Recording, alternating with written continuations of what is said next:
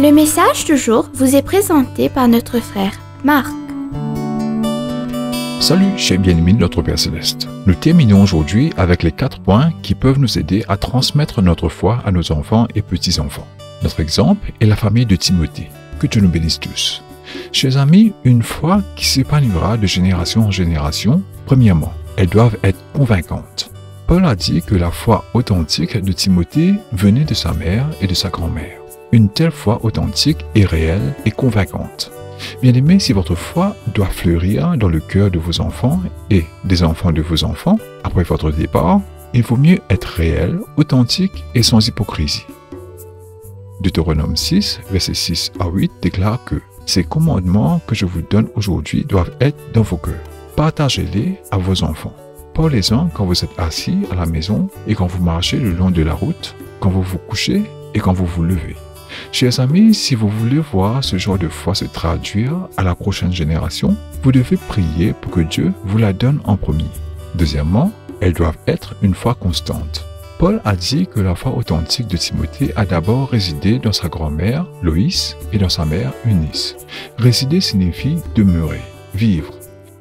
Il a un pouvoir d'actualité et de permanence. Comme Dieu l'a dit, j'habiterai en eux. À voir 2 Corinthiens chapitre 6, verset 16.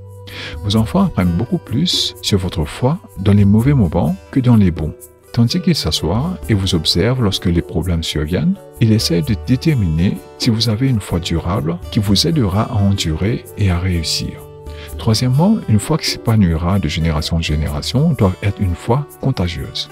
Bien-aimés, vous devez être désireux de partager votre foi avec vos enfants. L'enthousiasme pour Jésus-Christ transmet un engagement spirituel à vos enfants qu'ils ne peuvent jamais ignorer. Recherchez les moments où vous pouvez spontanément donner à vos enfants soif de Dieu. Quatrièmement, elles doivent être une foi convaincante. Très cher, si vous n'êtes pas sûr de ce que vous croyez, comment allez-vous vous assurer de la foi de quelqu'un d'autre? Dans l'esprit de Paul, la foi signifiait accepter Jésus-Christ dans toute sa plénitude.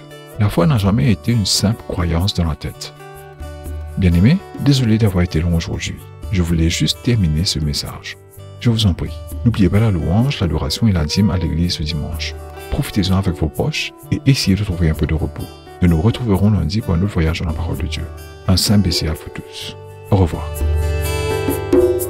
Si toi aussi tu crois que la parole de Dieu est une bénédiction, partage-la et sois une source de bénédiction pour les autres, toi aussi.